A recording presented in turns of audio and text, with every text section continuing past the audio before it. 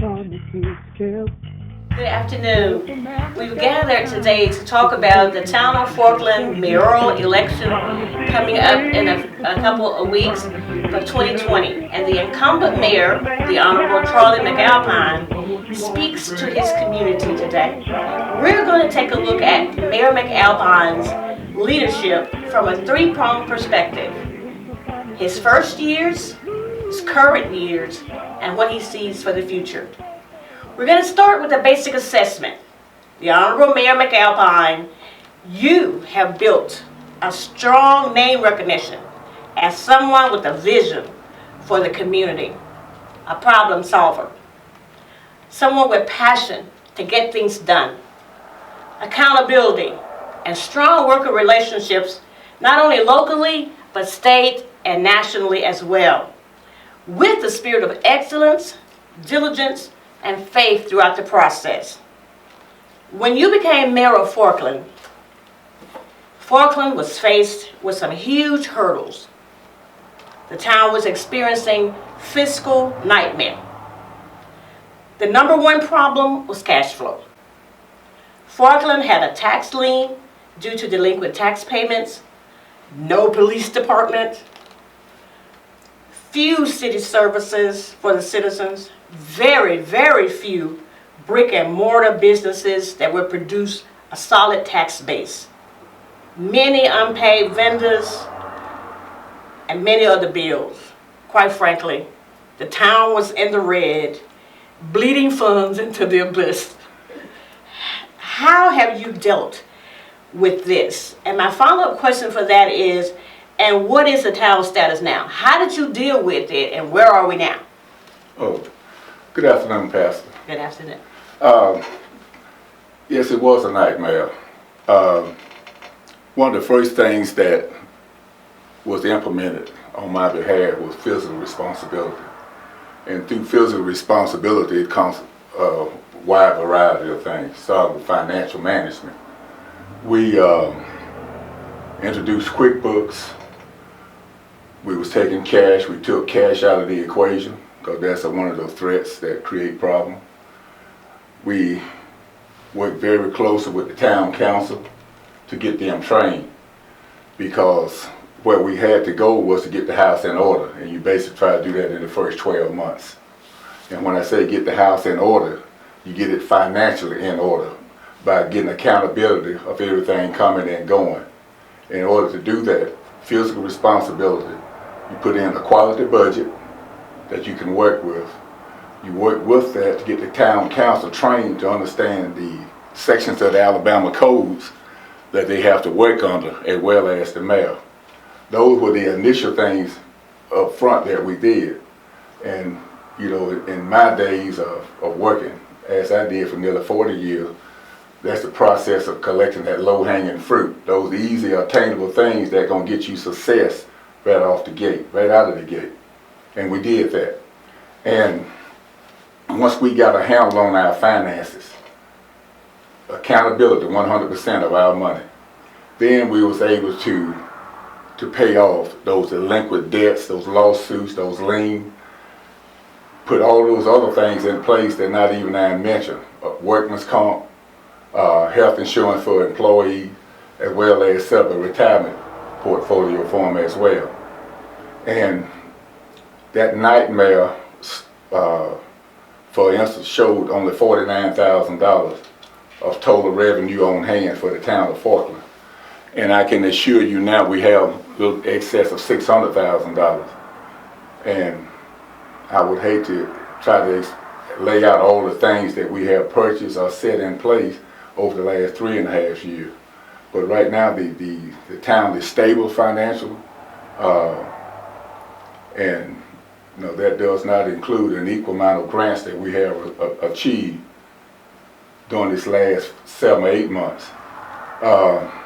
Also, in the first 3 years, we conducted ourselves in the proper business perspective. We not only work from a basic budget, we have yearly audits that we have had for the 3 consecutive years. So by doing that, it have allowed us to step into the grant arena that we can receive federal funding. You touched a little bit on what my second question is, people.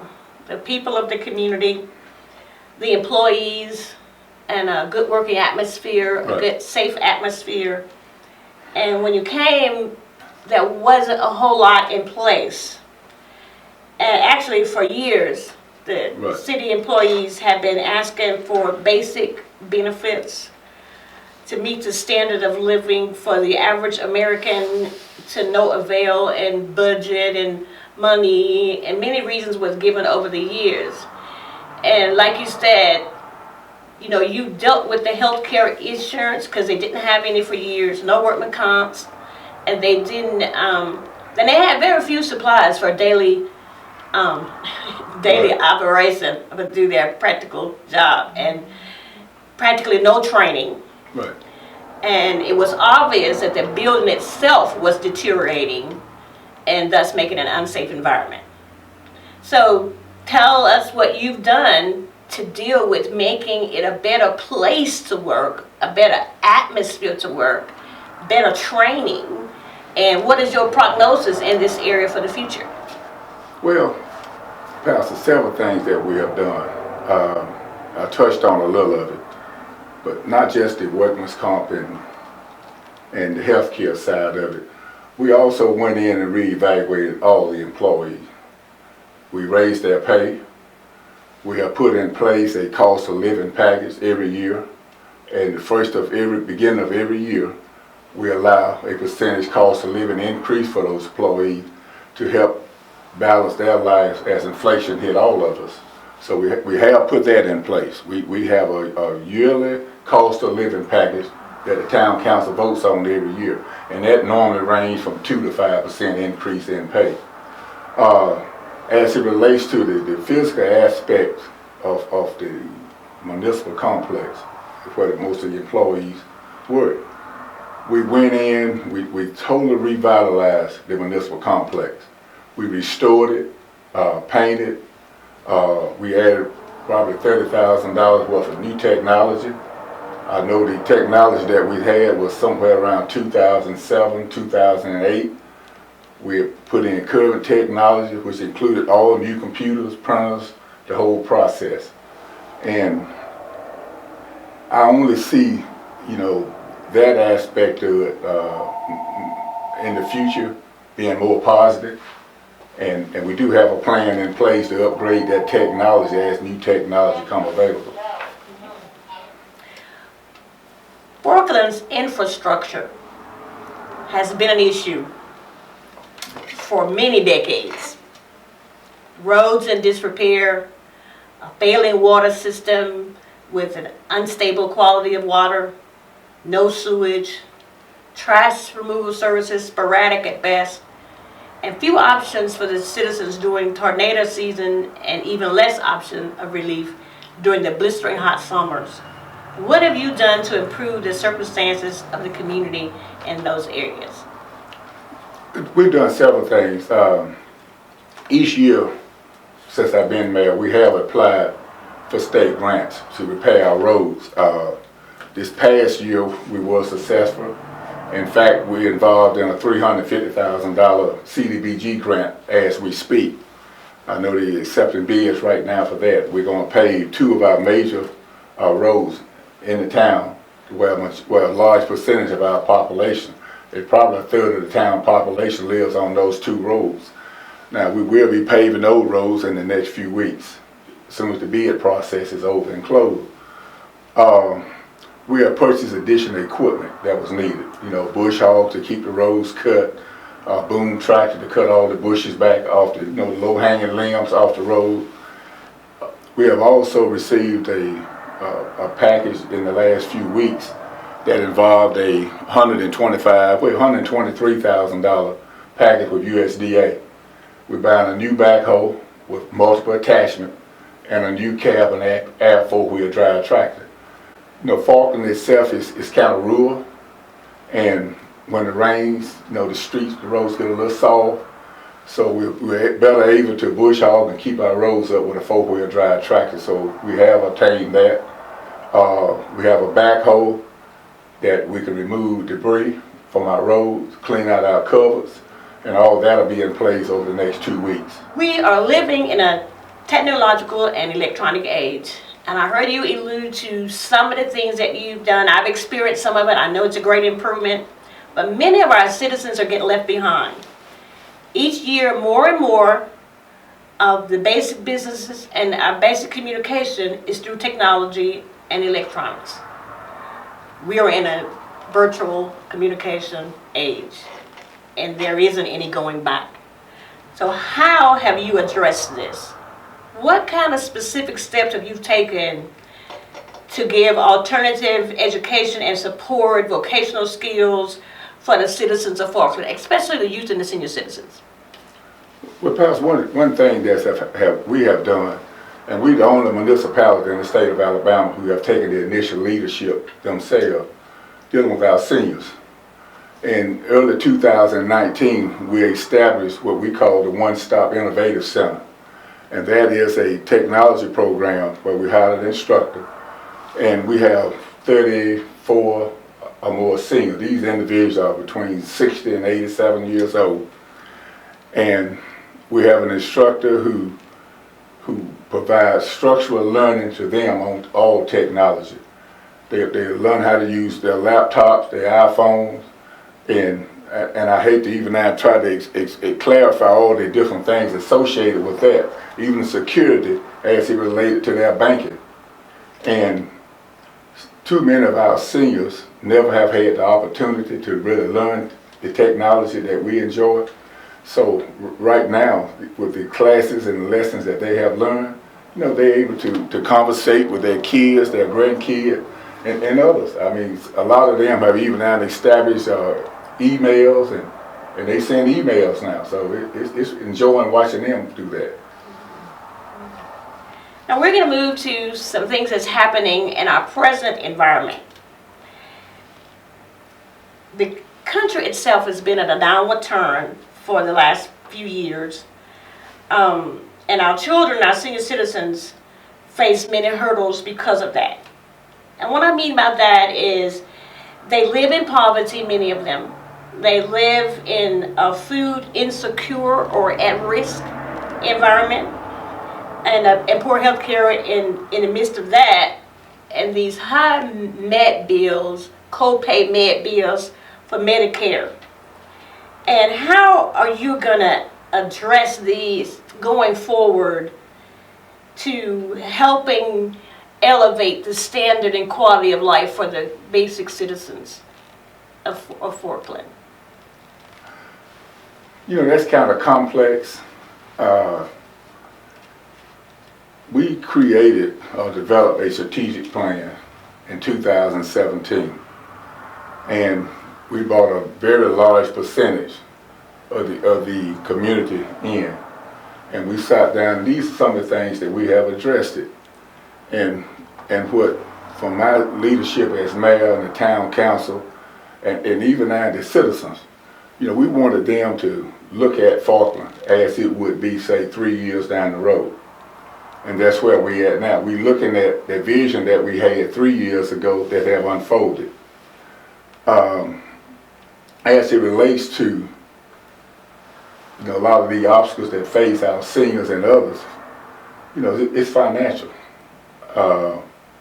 We have did recruiting for business industry, but on the healthcare side of it, we have had a tremendous number of workshops in town hall dealing with our seniors and others. The healthcare issue, the blood pressure, diabetes. We have regular health clinics in the town hall. Youth frustration is rising all over the country, all over the world, really. And especially, it seems, since COVID-19 came. There are a few options for youth in any season, especially in the rural areas. And we've seen our children bus to other communities to use resources to combat youth delinquency and possible youth violence, and sometimes just plain boredom. How are you currently addressing that, and how will you position our town to progressively meet the needs of our youth? That's a serious issue. We're rural. You have very few resources. But one thing that when I say we, I'm talking about the mayor and the town council involvement. We have purchased property in a building in the last month or so that we're going to totally renovate and create an education and recreational center for our kids. We're going to focus on virtual learning. We've already partnered with others who are going to be involved in that process. And because of COVID-19, we do not know if our kids will physically be at school. And for a lot of them, from the financial side of it, they may or may not be able to have laptops, access to it. So we're going to set this center up where they can come in, do their schoolwork as well.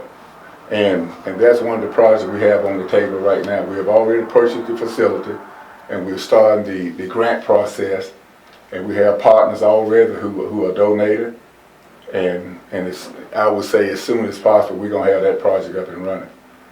Now we're also working with our state representative to improve our broadband capabilities so we can have better internet quality for them in the Forkland area. And as you know, combating crime requires effective cooperation with the city, with the police, with the residents. As a candidate and an incumbent, what do you believe is the responsibility of the town and the local residents to combat drugs and violence in our neighborhoods? And how have you addressed our long period of time without having a police presence in our town? Well, Pastor, it is an issue. In 2008, 2009, Forkland had its own police force. It was deactivated. And one of the goals of mine and this new administration was to have that reactivated. So once we got in a financial condition that we could work towards that, we have reactivated our police force. We have appointed a chief. We have purchased all new equipment. And not only that, we went a step further. We also have created our own municipal court. Our judge and court clerk have already been sworn in. And I think we will start our own court up sometime in October. But to go a little step further than that, we've already started clearing off the property. We have a package in place that we will be building a new facility, which will be a police station, a municipal court, and a new fire station. It's going to all be in one. It's going to be a public safety building. It's going to be somewhere in the neighborhood of $1.2 million. And it's also going to add a tremendous amount of more parking space for both complexes. Yes. We haven't addressed this yet, but I'm hearing jobs. And of course, that is huge with any community, right, that your citizens can find local employment. It helps to retain the citizens. Forkland has lost a lot of valuable citizens because of no jobs. right. Now, and so I won't ask you to repeat that. I just want to say that I can see that job creation is part of what is happening now and right, what you see for the future. But if you could take a few minutes to tell the citizens of Forkland anything that will help them when they walk into the booth to vote in a few days. Why should they vote for you? What makes you the best person? And what will you do for our town that no other mayor can or will do?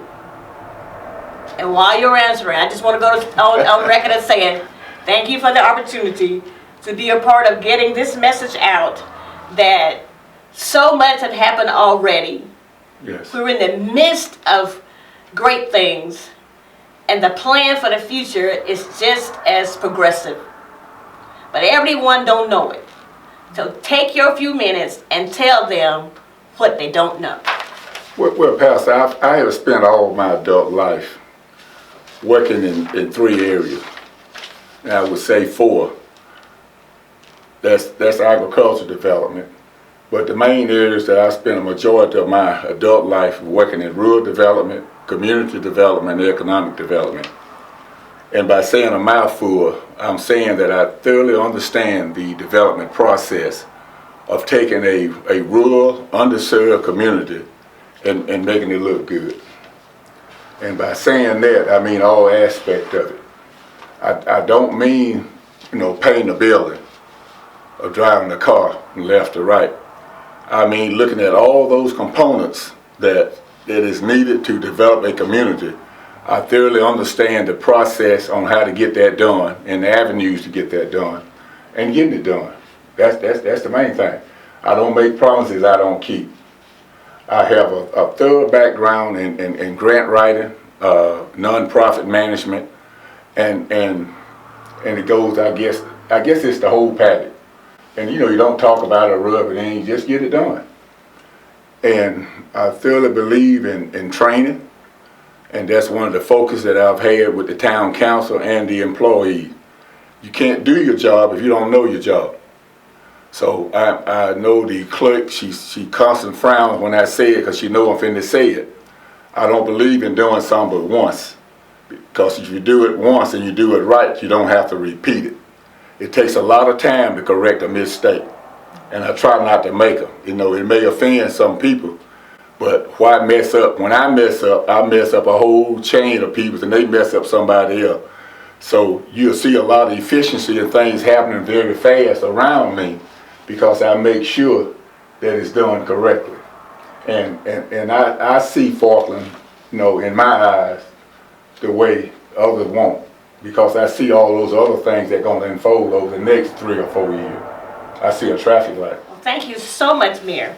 I believe that the citizens of Forkland can go on election day and vote their conscience, and their conscience will be the Honorable Charlie McAlpine for round number 2. God bless. Oh,